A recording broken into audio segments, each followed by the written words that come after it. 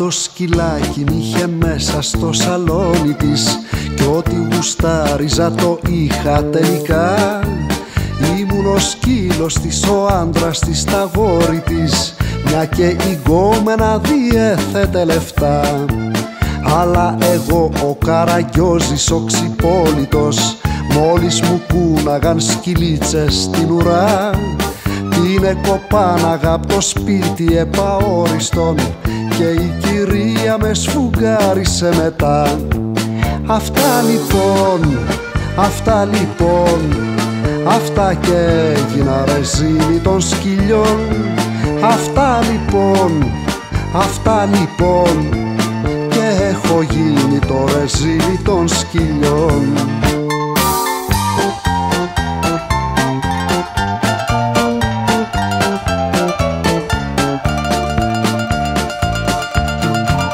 Σαν το σκυλάκι τρέχω πίσω από τη φούστα της και με κλωτσάει και με βρίζει φοβερά, γιατί της γκόμενας αλλάξανε τα γούστα της και ψάχνει γάτους τώρα στην ψαραγορά. Θέλω στα αλήθεια να πεθάνω από τη θλίψη μου, να έρθει κι ο Μπόγιας με την κλούβα να με βρει, γιατί ο βλάκας δεν εστάθηκα στα ύψη μου και εφόσον ήμουνα σε όλα φαβορί. Αυτά λοιπόν, αυτά λοιπόν, αυτά και έγινα ρεζίλι των σκυλιών. Αυτά λοιπόν, αυτά λοιπόν, και έχω γίνει το ρεζίλι των σκυλιών.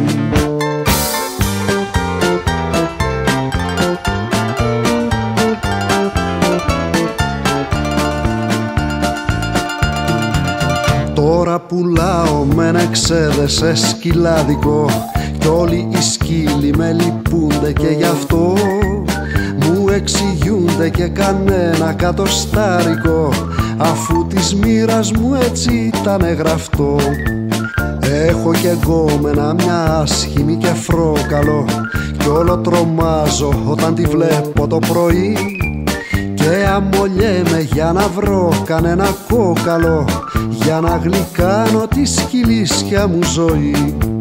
Αυτά λοιπόν, αυτά λοιπόν, αυτά και έγινα ρεζίλι των σκυλιών.